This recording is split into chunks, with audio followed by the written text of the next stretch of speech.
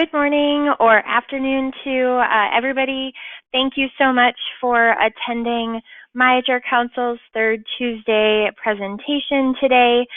We are going to be talking about independent contractor or employee, how to tell the difference and why it's important. Just wanted to do a couple of little housekeeping items before we get started here today. So my name is Janelle Stanton. I'm the Vice President of Communications here at myHRcounsel, and many of you that are attending today have been attendees on prior webinars of ours, so we just want to thank you so much for your time and being here with us, and we really hope that everybody is getting a lot out of these presentations that we're doing every month.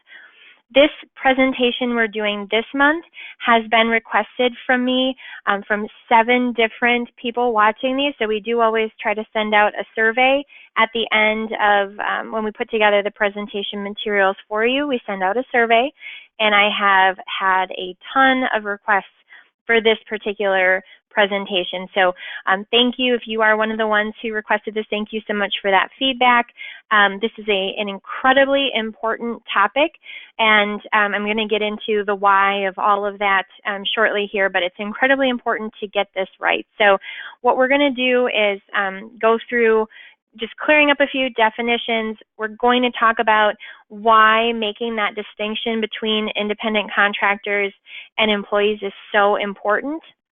We'll talk about the various independent contractor tests that exist because there is more than one. We're going to do a more in-depth analysis of the 20-part test that isn't technically the legally required test at all, but rather a really nice way to audit those that might be in an independent contractor status with your company. We're going to talk about a couple of recent law changes and some of the a couple of recent penalties that have come out of improper classifications.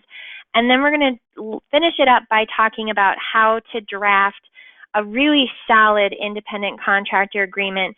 We're going to talk about some of the pros, some of the good things, and some of the bad things that I've seen in contracts and that you could potentially include there. So a couple of housekeeping items. You guys have probably all heard these, and it's old hat at this point, but we do always send out the recorded webinar. So if there's somebody else within your office that you want to show it to, or you want to circle back to something after the fact, we will send out a recording of the webinar.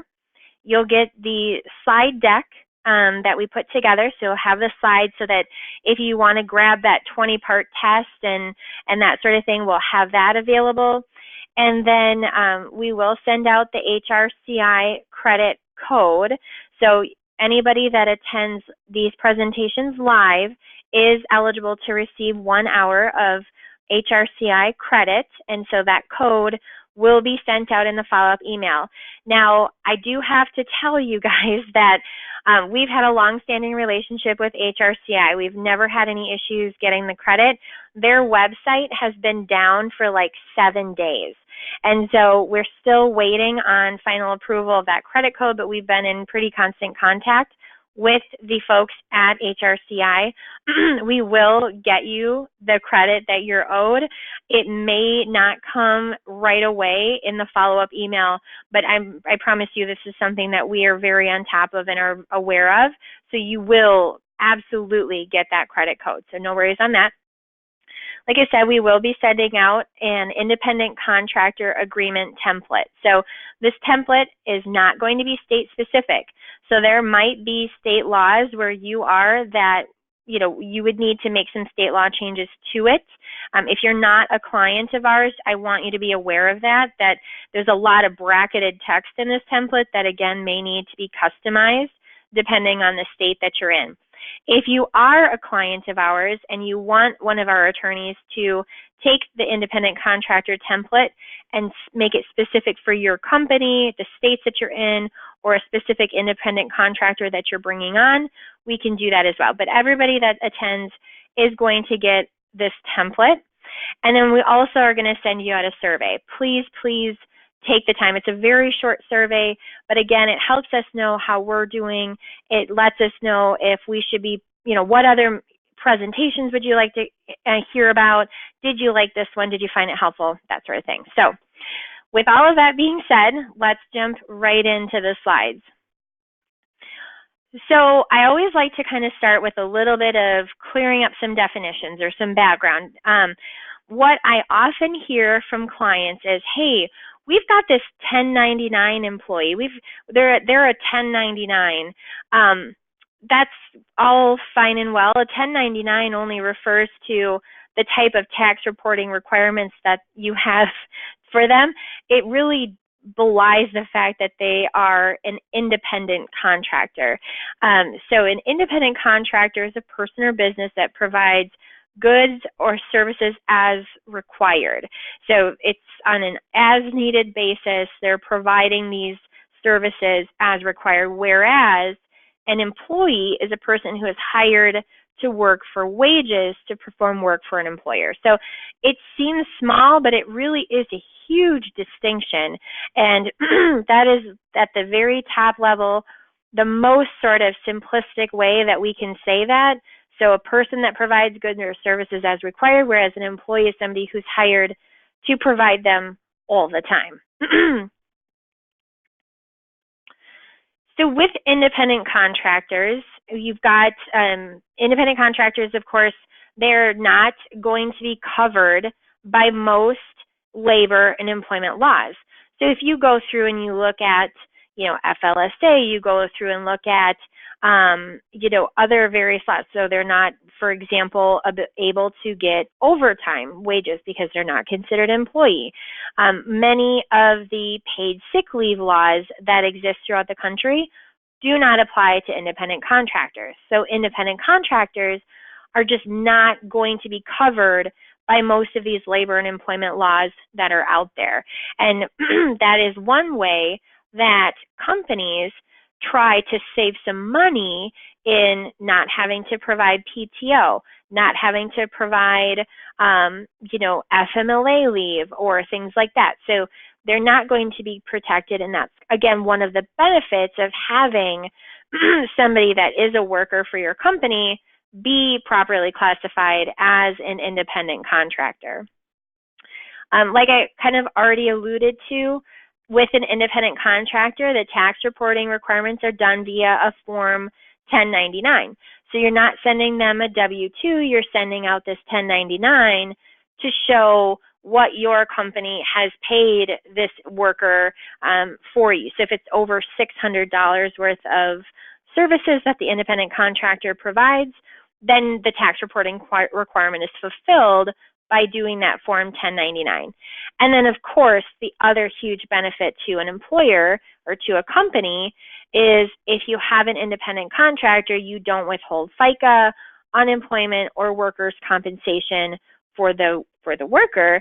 Instead, the independent contractor is solely individually liable for covering all of those expenses on their own behalf. So they have to pay in for their Social Security and Medicare and federal taxes and state taxes. All of that is the obligation of the independent contractor as opposed to the employee.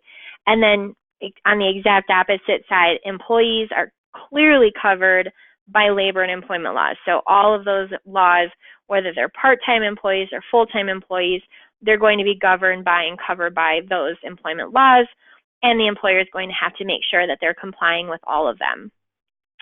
Tax reporting requirements are done via W-2, and you do have to contribute the required employer percentages for FICA, unemployment, and work comp. So those, again, are those big sort of high-level differences between what is an independent contractor and what is an employee.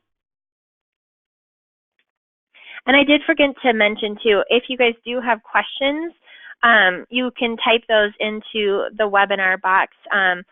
I will address them as we go if possible, but otherwise I will hold off until the end. And one thing I do want to point out with the analysis of whether somebody is an independent contractor or whether somebody is an employee is intensely fact specific. So I can't, if you write to me and you say, is this yoga instructor an independent contractor or an employee? I won't be able to give you that final answer on the call because I would need to know all of the different characteristics about how that person performs that work for your company. So it's a very fact-intensive question. And so if you do have questions, please don't think I'm putting you off, but it is very difficult to answer those types of questions, which is a little bit of information. I would need a job description, and I would need information about payroll, and there's a lot of things that go into it. So I just want to give that kind of heads up. So what an independent contractor is now, and a lot of you are going to be kind of like, yeah, of course, I already know this. But I think that independent contractors are very, very often misclassified because they really should be employees, but because of the way your industry works, or because this is what you've been doing, your company's been doing for the last 10 years, or because people are employed remotely, companies have this thing where they just think, oh, they're an independent contractor, I'll have them sign an agreement, it'll be fine. An independent contractor is really somebody that charges a fee for service. So if I am a marketing consultant and I'm going to help this construction company put together, I'm going to do, some marketing materials, I'm going to analyze their marketing mix, and I'm going to help them find a target market, and I'm going to do all of these things on a fee for service basis. I'm going to say, I'm going to do these things, and it's going to cost you $5,000, and I'm going to do 1, 2, and all of these tasks, and that's my cost. An independent contractor charges a fee for service. They are not paid a salary. They are not paid wages. They are not paid along with the rest of your payroll every 2 weeks.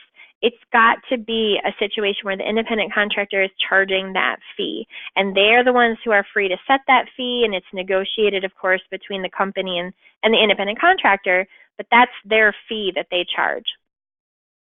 An independent contractor is only engaged for the term that it takes for them to perform that task or service. So again, in my situation, if I'm going to be performing this marketing service for this construction company, I don't have an ongoing relationship with the construction company. I'm only helping them with these marketing tasks that I've spelled out in our agreement. So it's not an ongoing thing. If I'm employed by them for 5 years, essentially being their marketing department, I'm no longer an independent contractor, I'm an employee. So independent contractors only are working for the company for that time it takes them to get that task or service done. Now, I'm not saying that you can't have a situation where you work with an independent contractor for 5 years. Depending on the scope of the agreement and what they're doing for the company, it could actually be that term. But it's only going to be, again, as long as it takes them to get that task or service completed. An independent contractor, it has to maintain absolute control over the method and manner of their work. So whether they do the work from noon to 8 p.m. or they have their own employees that they're assigning to help with these tasks, they have the absolute control over how that work actually gets done. It's their discretion. As long as they perform are providing the task or service that they're contracted to provide, if they retain that control, then that is an independent contractor.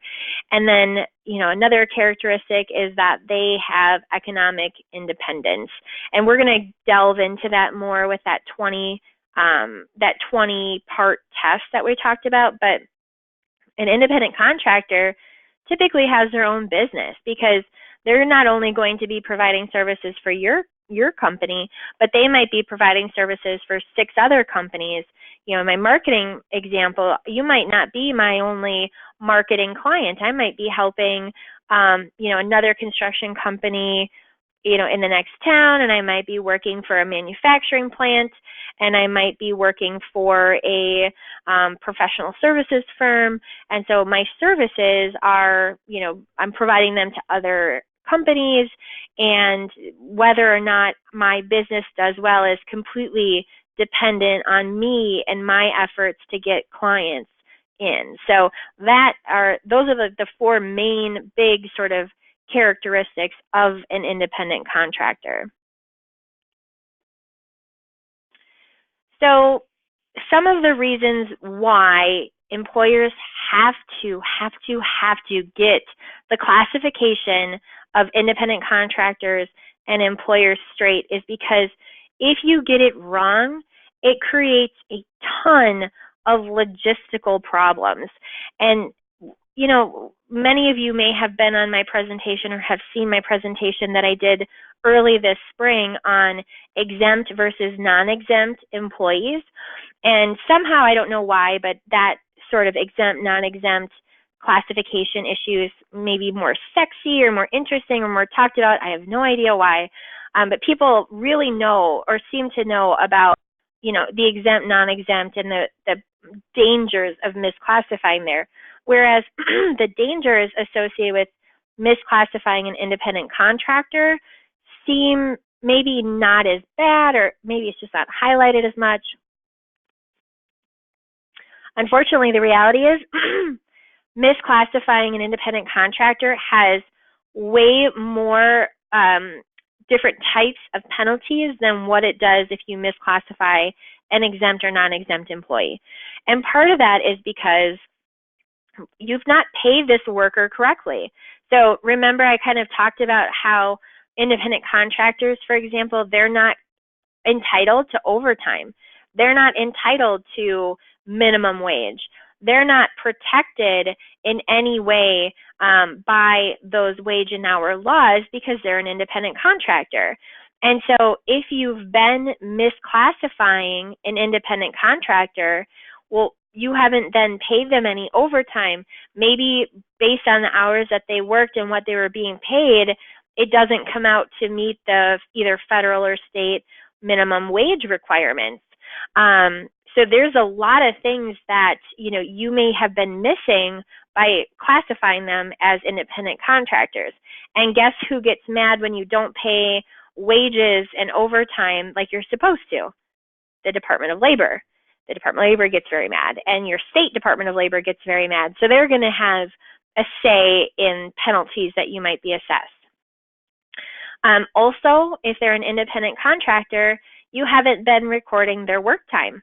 So again, if they really should have been classified as an employee, well, now you have no way of knowing how much time this, and I'm using air quotes, independent contractor did work for your company.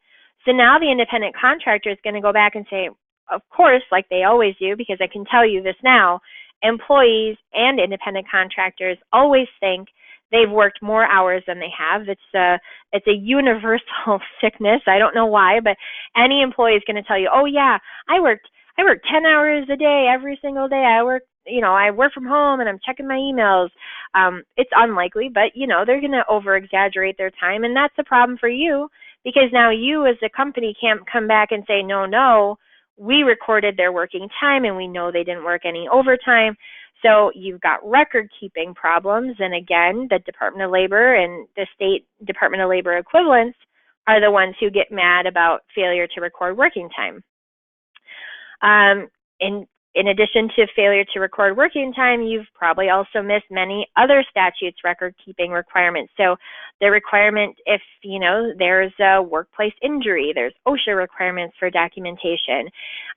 If you are subject to paid sick leave laws in a jurisdiction, you've not been keeping record of any sick leave that might have been taken. So you're, again, messing with all of those different record-keeping requirements, like to have a Form I-9, for example. This is something people miss all the time. With an employee, when you hire them on, you've got to fill out the Form I-9. make sure that they're legally authorized to work in the United States. Now, you really can't bring in an independent contractor that you know is not authorized to work in the U.S., but there aren't the same requirements for the I-9 as there are for independent contractors as there are with employees.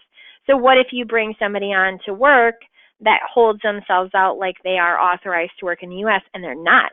Now you've got problems with immigration possibly. So you can start to see how this misclassification has a lot more reach with the penalties than a non-exempt exempt, where you're really just going to get dinged by the Department of Labor for probably missed overtime and minimum wage possibly.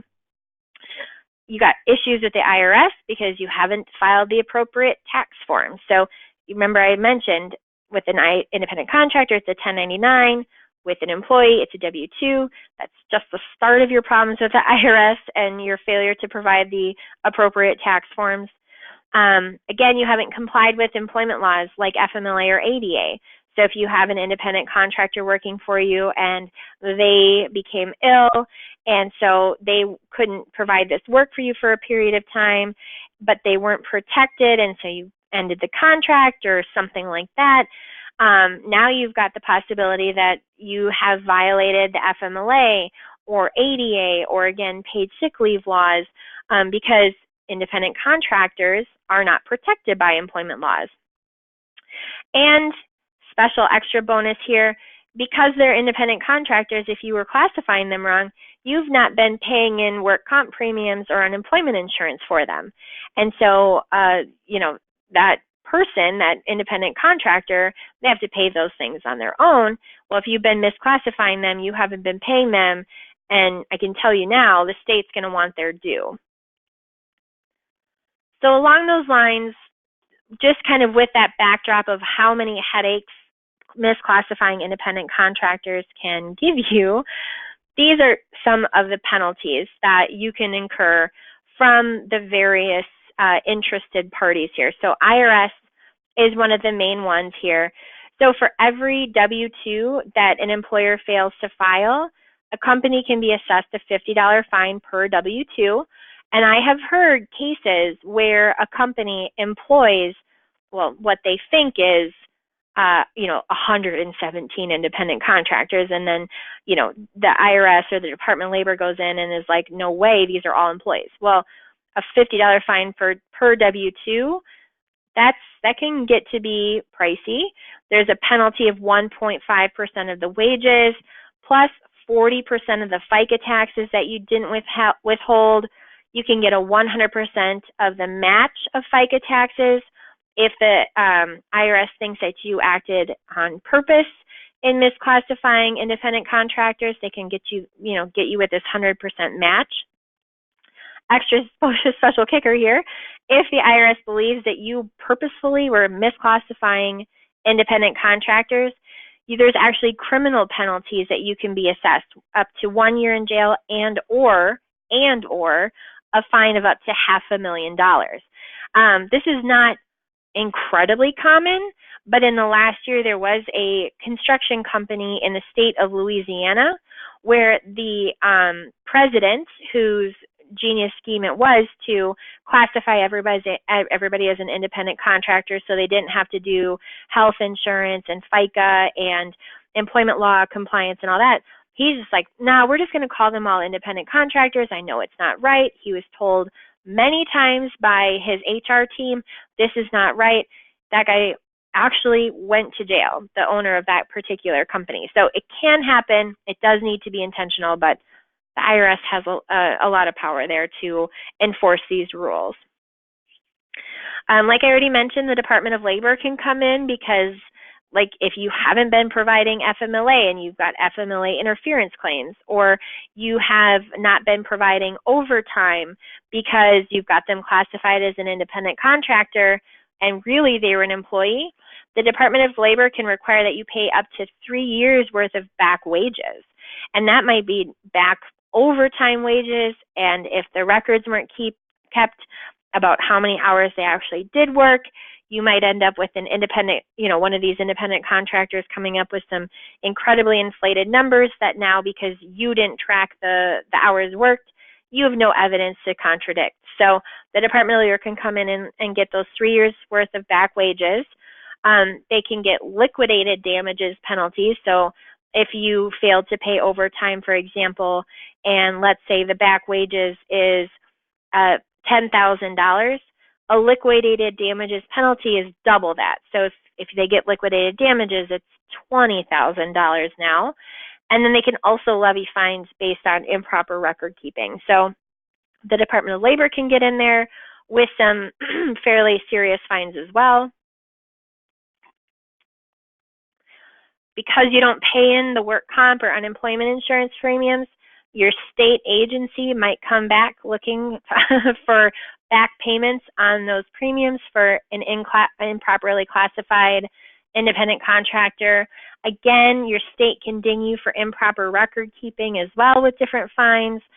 And then the ACA. So, of course, if you're an applicable large employer, so if you have 50 or more full-time or full-time equivalent employees, you wouldn't have made an offer of coverage to this independent contractor because, hello, they're an independent contractor and you're not required to offer insurance to an independent contractor. Well, if they really are an employee, well, then you're going to get dinged again by the IRS, but you wouldn't have complied with the ACA to the letter of the law.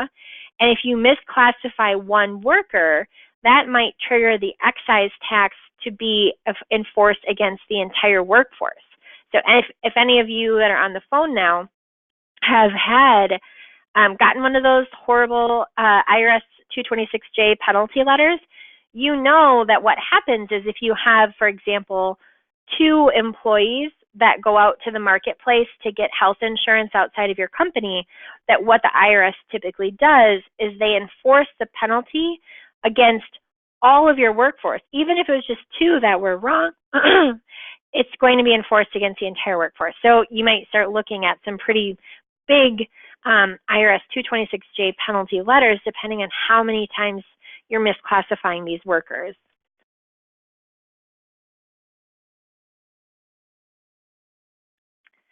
All right, so getting now into sort of the meat of trying to decide when a worker is considered an independent contractor or an employee. So there is no single test to evaluate independent contractor status for all purposes.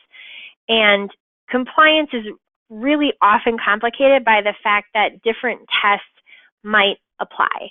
So for example, the test to determine independent contractor status under federal tax law is not going to be the same as the test that's applied under the FLSA. So what this can mean is you might have a worker who is considered an independent contractor for some purposes and an employee for others. So you might have state and federal law differences where if you look at state law, hey, under this state law, they're probably more likely to be considered an employee. But under federal law, they're more likely to be considered an independent contractor. So that is a complication already. You might have a worker who provides 2 different services to your company, and for some of the services that they provide, they're considered an employee, and for others, they're considered an independent contractor. So just as, kind of by way of an example, if you have a company, you're have somebody that's considered an employee in the company's shipping department who's doing graphic design outside of work and who occasionally provides graphic design services to the company as an independent contractor. So you've got somebody who is an employee in some situations and an independent contractor in others. Then you also, courts aren't doing us any favors on this. Courts, you have different courts applying the same test to the same position that might arrive at different results. And the reason for this is none of these tests are absolutely black and white. These tests are balancing tests.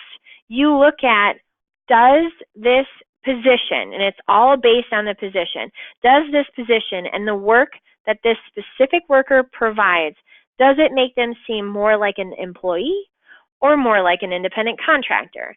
So it's all about weighing which one is going to win out.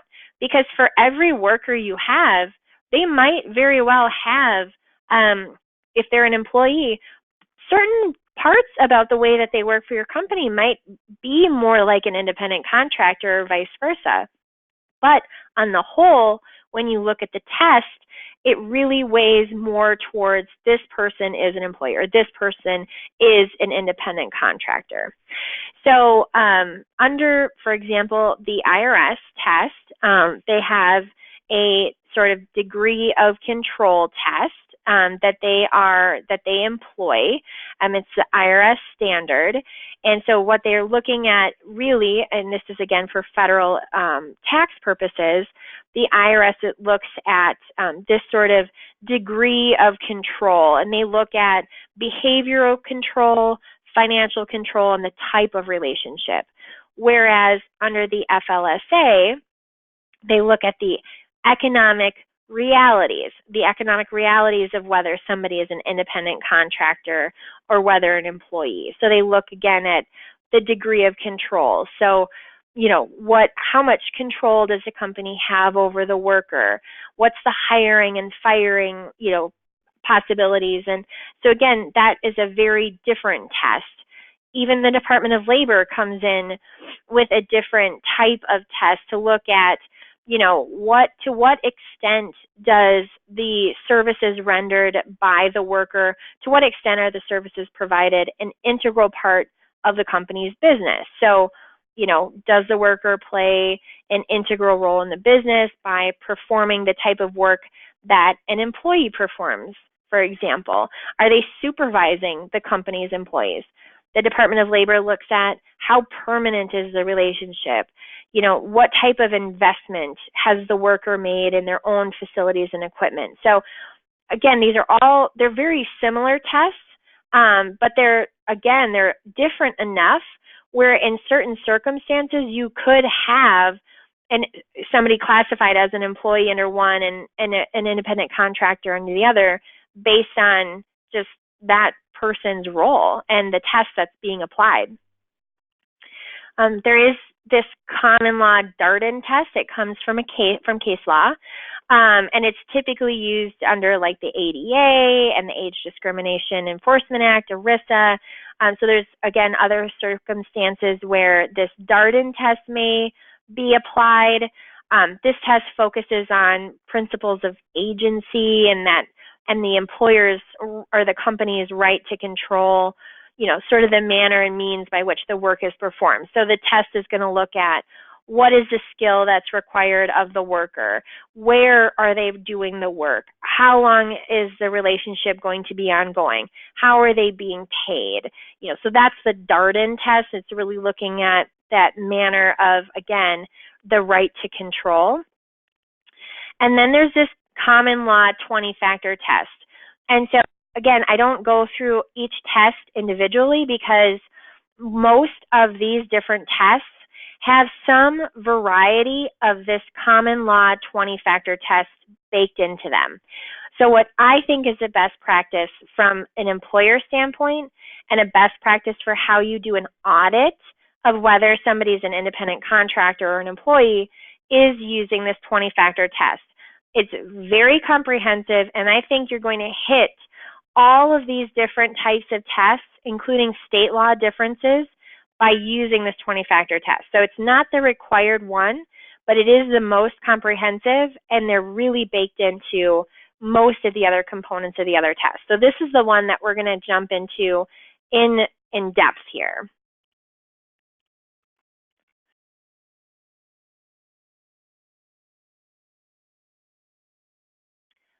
Okay, so I mostly just hit all of these points here, but I just want to reiterate that this is a balancing test. So if you sit down and you take pen to paper and you put each one in a column, and you've got more, more components of this test that seem like they're an employee, then they're an employee. If you got more components of this test that seem like they're an independent contractor, then you're probably more safe in considering that they're an independent contractor. No one single one of these factors is determinative. Okay, so just getting right in here, the first one, instructions. So if your company is providing a ton of instruction or supervision or details about how the independent contractor needs to get their work done, then that person is more likely to be an employee than an independent contractor. So if you're only measuring the end result, that what the independent contractor performed was good, then they're more likely to be an independent contractor. So looking at the amount of instruction provided should tell you whether they're more likely to be an independent contractor or more likely to be an employee. And again, giving more instructions and more supervision equals employee, letting them do the work and only looking at the end result, independent contractor. Second component of the test is training. So if somebody is truly an independent contractor, they should not need any training from your company to get up to speed, because ideally they should have previous expertise in performing this. Like the example of my marketing professional, they're being brought into the company because they are a marketing expert. They're a marketing consultant. And so I'm using their expertise to benefit my company. I don't need to train them because they're going to come in and give me the benefit of their previous experience. Whereas with an employee, when you bring on an employee, they're often going to need training. You're going to train them on the ways that you run things internally and your processes and procedures, and they may just need training even just to accomplish the job. So if you have to do a lot of training, that worker is probably an employee and not an independent contractor. Third factor, you look at the integration with the company's operations. So if the person provides services that are similar to those that are provided by your employees, so if I'm coming in to do marketing, but you've got a marketing team, and I'm just kind of helping along what they're doing, it's more likely that I'm considered an employee than an independent contractor. Again, if the success of the company's operations depend on my ability to successfully perform, it's more likely that I'm an employee. So if what I'm providing for this company is so integral to the company's success that literally my messing up as an independent contractor could impact company operations, it's more likely that I'm considered an employee than an independent contractor. The fourth factor are services rendered personally. If you are a true independent contractor, you can hire others to come on board and help do the work. You can assign them work in your place. So if I'm this marketing consultant and I've got a team of my own team of marketing professionals who do social media and graphic design and things like that, I can hire them to do my work essentially for me. An employee better not be hiring people to do their work for them. An employee is responsible for providing the services to the company on their own. And so that is going to be the difference. So if you have if an independent contractor, excuse me, I am losing my voice and I apologize for that. I'm going to mute me from time to time so I can cough. But an independent contractor can, again, hire others to do the work in their place. Along those lines, hiring, supervising, and paying helpers. So if the company itself is supervising the independent contractor's employees, this really makes it seem like it's an employment relationship. But if me, as the independent contractor, hire my own employees to work for me, supervise my own employees to work for me, can terminate my own employees, then it looks like it's more of an independent contractor relationship than an employer-employee relationship. Again, under this 20-factor test, so number 6, whether there is a continuing relationship.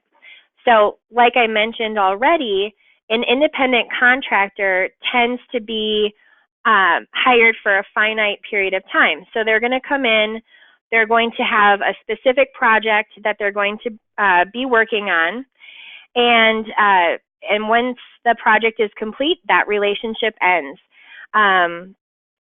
Unlike with an employee who hopefully you have hired on and they're going to work for you for a nice long time, an employee is employed for an indefinite or continuing relationship. It's going to be ongoing. An independent contractor just isn't somebody that comes on and does service for an extended long period of time. An independent contractor is not going to have set hours of work. So if not typically going to have that, but if the company requires that the worker be present during set hours during the day, that's more indicative of control and suggests more of an employment relationship as opposed to an independent contractor relationship. If an independent contractor is free to perform work for other companies at the same time, then they're more likely to be an independent contractor. But if you as a company require that they work full-time or only work for your company and not work for any competing companies, again, that's going to make it look more like they're an employee rather than an independent contractor.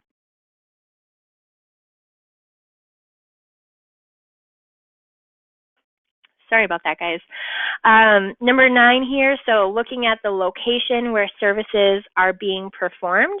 So if a company requires that the work be performed on the company's premises, again, that's going to denote a bigger degree of control over that work and more of an employer-employee relationship. But if the independent contractor, if you don't care where they work, just as long as they get the work done and they can work from their office and they might come in an hour a day to, consult with your internal team or what have you, that is going to be more indicative of an appropriate independent contractor relationship. Number 10 here, if you are specifying the order or sequence of work to get done or otherwise, controlling how the work is happening, that is going to seem more like they're an employee. So if you've got a project timeline for them to do in order to execute on the services that they're going to provide or the project that they're going to be working on, that level of control shows me that that worker is more of an employee. An independent contractor, they're going to be off doing the things that they need to do to get the things done in the order in which they want to get them done. As long as they get you over the finish line, that's an independent contractor. But once you start sort of spelling out what that sequence should be, that's an independent contractor.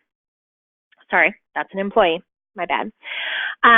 Going right through the test here. So if you are requiring as a company that the independent contractor give you progress reports, that suggests more of an employment relationship.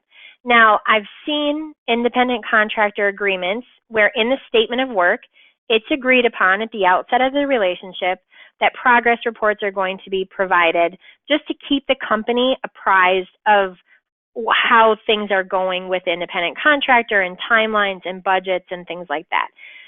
So it can be that progress reports are required of an independent contractor, and that's perfectly fine.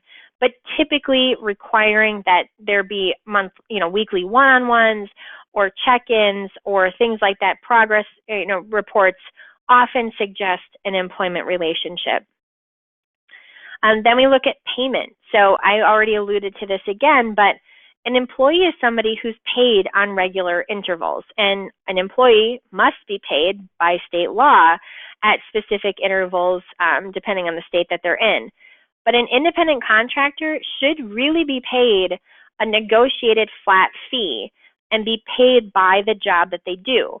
So they shouldn't really be on your payroll. They should be getting paid as, maybe progress payments as work is getting done, but it's going to be based on a negotiated flat fee that's spelled out in the contract. Business and travel expenses. So for your employees that are working for your company, when employees incur expenses, so if they're required to travel and they have to eat out and get a hotel and things like that, you as the company better be reimbursing them for those expenses. but you're really not going to be reimbursing an independent contractor for those types of expenses. Those are something that the independent contractor really needs to pay for on their own, and hopefully has submitted as part of their bid and statement of work any necessary expenses that might come up. So if you're reimbursing expenses, that makes it seem like they're more of an employee than an independent contractor. Number 14 here, tools and materials. If you're hiring and if you're properly bringing on an independent contractor, that person should already have the tools and materials that they need to get the work done. So if you're bringing in a marketing professional, not a lot of tools there, but they better have, laptops and Adobe and any other types of software and things that they need to be able to deliver on the contract for you. But if you bring somebody in and you have them using your computer, or you have them using your tools because you're bringing in somebody to do, I don't know, plumbing work on a contract, for example, or plumbing work, and you're providing them with everything and they work for you, that really seems more like an employer-employee relationship. So an independent contractor should have everything that they need to get the job done for your company. Shouldn't have to provide anything to them. The 15th factor is investment. So independent contractors really should be investing in their own business.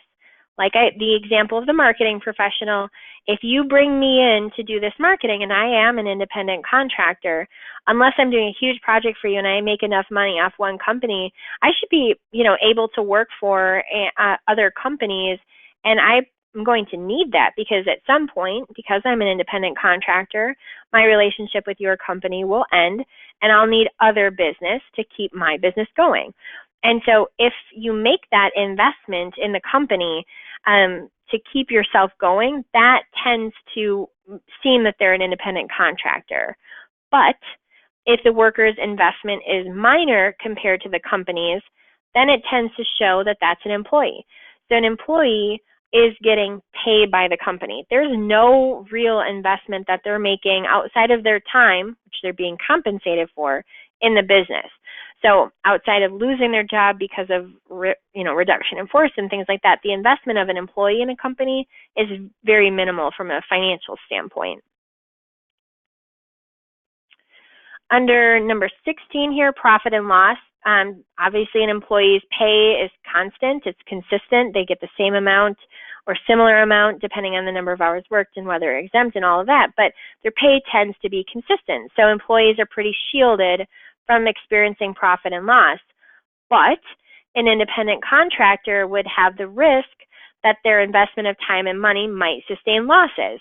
So if I work, if I have 5 clients that I'm doing business for as a marketing professional, but I get 2 clients that aren't happy with my services, and so they end the contract, and then I start to get a bad reputation in the marketplace. Well, all of a sudden, a downturn in my business is really impacting my ability to make a profit. So that level of profit and loss exposure tends to show that they're more of an independent contractor. I've already touched on this, number 17, but the number of companies with whom the independent contractor works. Independent contractors should be able to choose between competing assignments. I've seen non-competes in independent contractor agreements. I don't quite understand them because really by nature of being an independent contractor, they should be able to choose between any competing assignment. Now, this doesn't mean you can't hold them to confidentiality agreements and non-disclosure agreements and things like that, but they should be able to work for you and your competitor in the same city, and it shouldn't cause any issue because if they're an independent contractor, they should be able to choose how many companies they're doing work for. Advertising services, so if the independent contractor is, they've got business cards, they've got their own letterhead, they're doing their own advertising, again, that's more of an indicator of independent contractor status. Employees just typically aren't out there trying to sell their own services to others. And then the right to fire, the right to quit. So the right to fire, the contract should really only allow for you to terminate an independent contractor contract if the results aren't meeting up to your requirements. So if the independent contractor is not performing timely, if the services that they're providing are substandard, you really should only be able to terminate that if they're not reaching the results that they contractually are bound to do. Whereas with the right to quit, an independent contractor, again, is bound to complete the assignment. And if they don't deliver on that, then they're in breach of contract.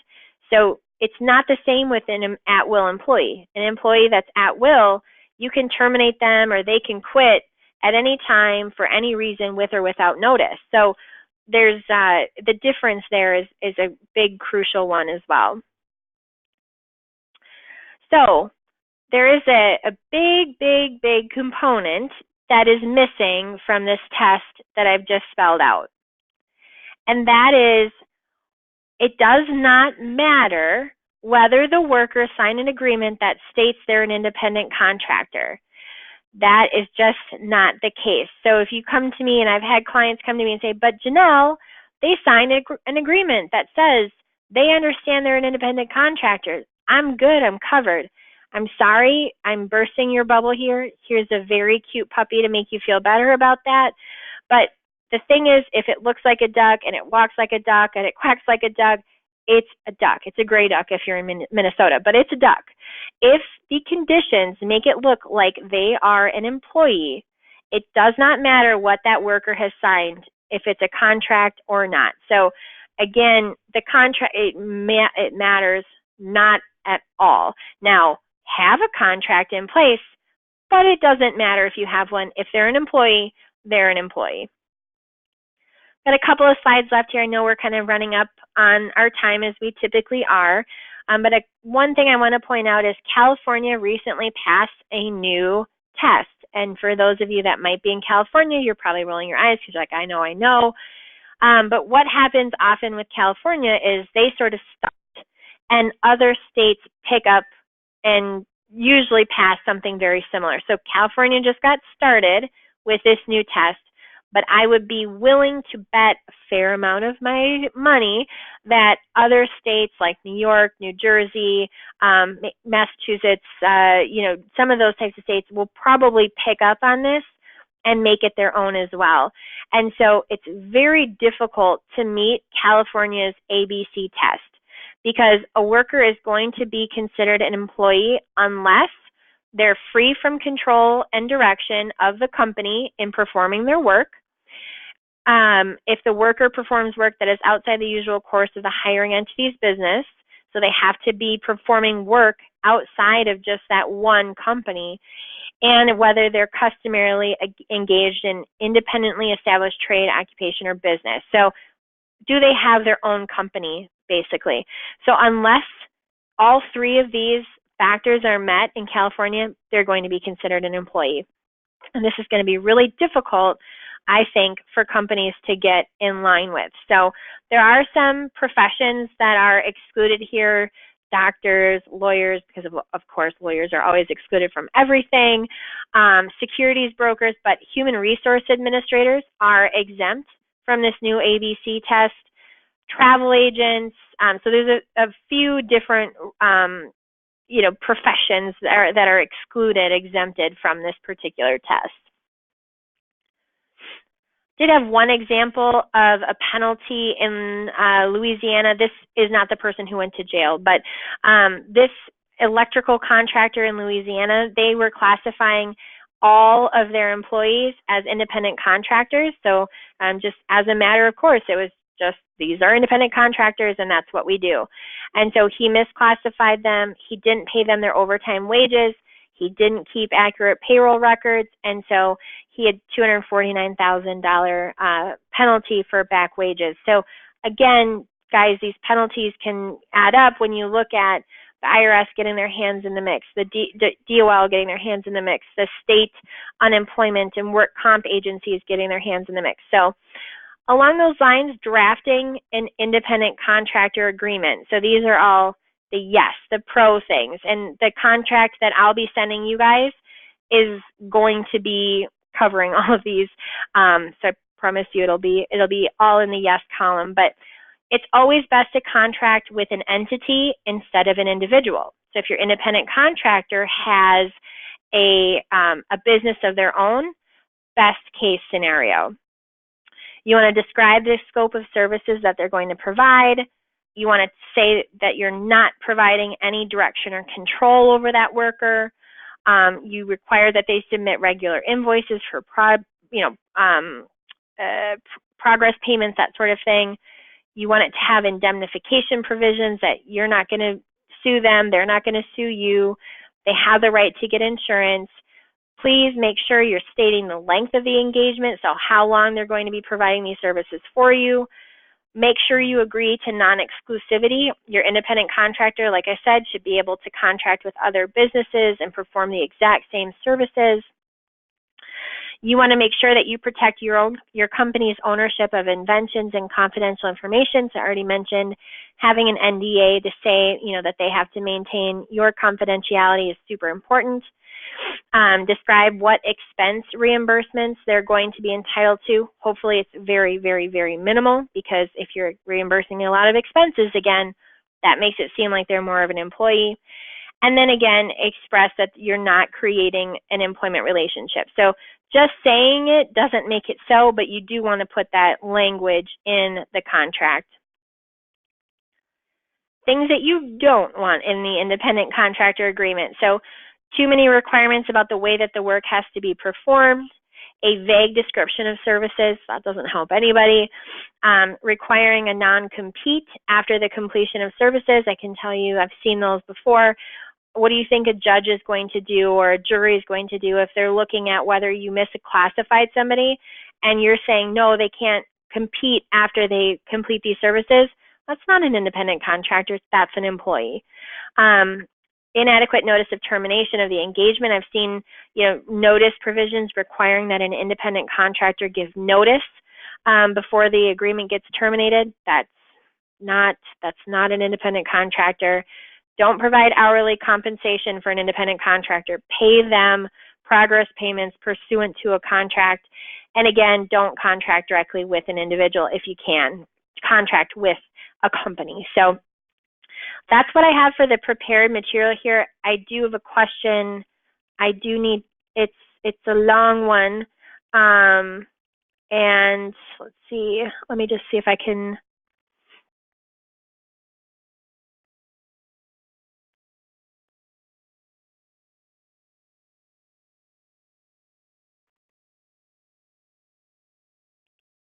Okay, so this question is fairly specific, and unfortunately, I'm going to have to follow up with you individually to discuss that one, just because it's a very what the question is are these people going to be independent contractors? And unfortunately, that's just, I can't give you an answer about, is that, based on these few things, are they an independent contractor? So I'll have to connect with this person outside of the phone call.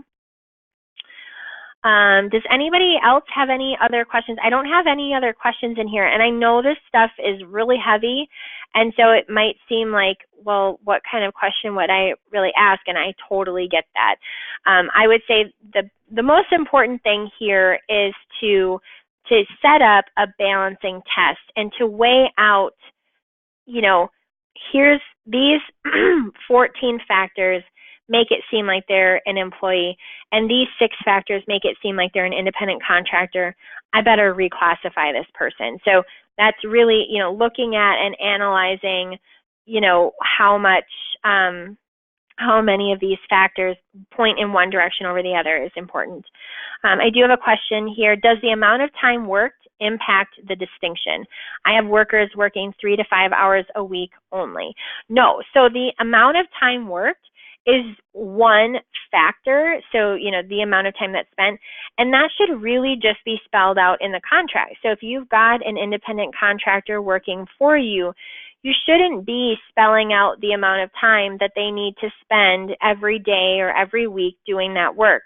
It should be, here are the deliverables that the worker is going to provide.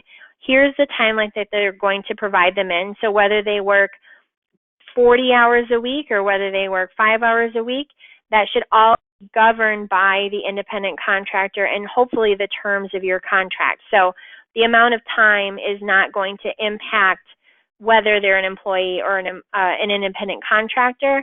It's just going to depend on what you've got as far as deliverables and timeframes on that. Yes, somebody asks, can they get a copy of the PowerPoint slide deck? Absolutely. We always make sure to send out the slide deck in the follow-up email. Okay, I don't have any more questions at this point, and we are right up to the right up to noon here.